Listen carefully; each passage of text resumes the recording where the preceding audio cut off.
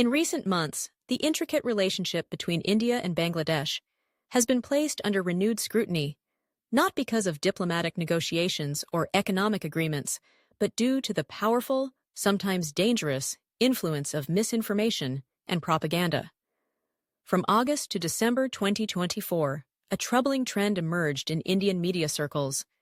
A surge of false reports targeting Bangladesh, particularly focusing on the treatment of religious minorities. This pattern, meticulously documented by the Bangladeshi fact-checking organization Rumor Scanner, reveals not only the scale of the misinformation, but also the potential risks it poses to regional harmony and cross-border understanding. To understand the gravity of the issue, it's important to recognize the context in which these narratives took root. Bangladesh, a nation marked by its rich tapestry of cultures and religions, has long grappled with complex social dynamics. Incidents involving religious minorities, especially the Hindu community, have historically drawn attention and, at times, concern from neighboring India. However, the period in question saw Indian media outlets go beyond expressing concern, venturing into the realm of fabrication and distortion.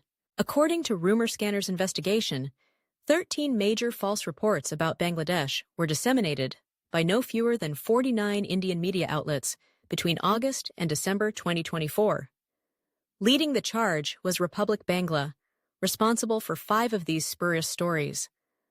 Other prominent outlets, including the Hindustan Times, Zee News, and Live Mint, each contributed 3 false reports. Meanwhile, Republic, India Today, ABP Anand, and Aaj Tak each aired 2 fabricated stories. The consistency and coordination in these campaigns suggest an orchestrated effort, rather than isolated lapses in journalistic standards. But what form did this misinformation take?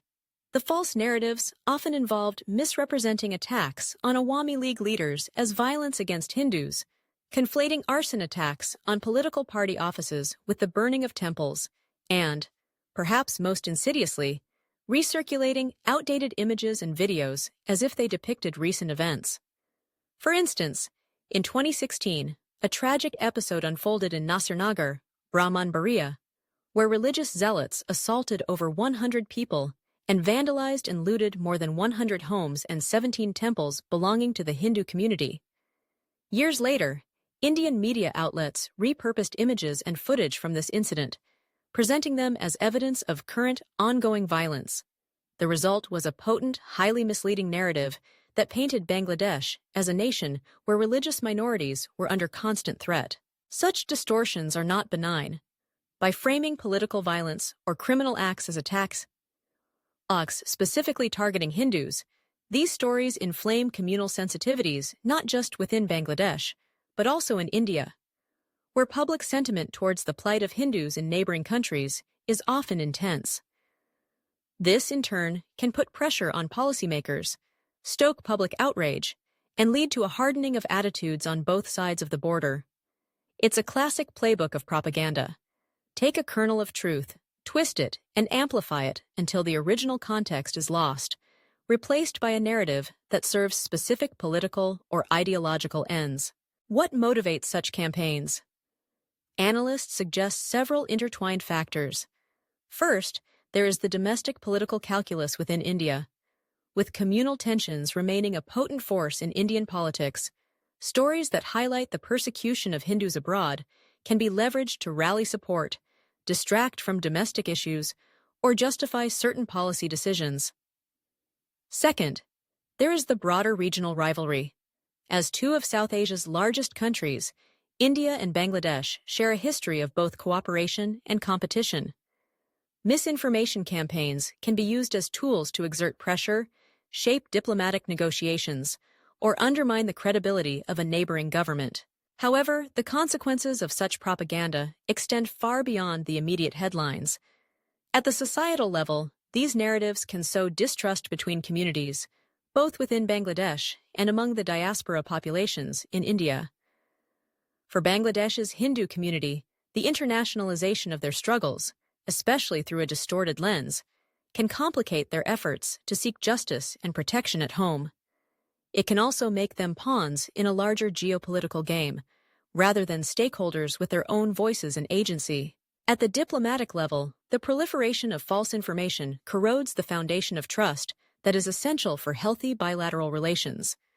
When one country perceives itself as being unfairly targeted or misrepresented by the media of another, it can lead to diplomatic spats, tit-for-tat accusations, and a general cooling of ties. In a region where cooperation on issues like trade, water sharing, and counterterrorism is critical, the cost of mistrust can be significant. Perhaps most concerning is the way misinformation, once unleashed, is so difficult to contain. Stories spread rapidly across social media, amplified by algorithms that prioritize engagement over accuracy. Fact checks and corrections, while essential, rarely reach the same audience or have the same emotional impact as the original sensational claims. In this environment, even the most outlandish fabrications can find receptive audiences, especially when they tap into existing fears or prejudices. What can be done to address this challenge? The answer, experts argue, lies in a combination of vigilance, education, and cross-border collaboration. Fact-checking organizations like Rumor Scanner play a vital role in debunking false reports and holding media outlets accountable. However, their efforts must be matched by greater media literacy among the public, so that individuals are better equipped to discern truth from fiction. Policymakers, too, have a responsibility to promote responsible journalism and to resist the temptation to exploit communal narratives for short-term gain. At the same time, meaningful dialogue between India and Bangladesh is crucial. Rather than allowing misinformation to drive a wedge between them, both governments and civil society groups must work together to promote transparency, mutual understanding, and respect for the diverse communities that make up their societies. Only by addressing the root causes of communal tensions and rejecting the politics of propaganda can the region hope to build a future based on trust, cooperation, and shared prosperity. In the end, the story of Indian propaganda regarding Bangladesh is a cautionary tale about the power of media to shape perceptions and the fragility of truth in an age of information overload. It is a reminder that, in the pursuit of political advantage, the consequences of distorting reality can be far-reaching and enduring. For the people of South Asia, and for all who care about peace and justice, the imperative is clear: to champion honest reporting, to challenge falsehoods wherever they appear, and to build bridges of understanding that can withstand the storms of propaganda and prejudice. This video is based on a published article in December 2024 on the Daily Star.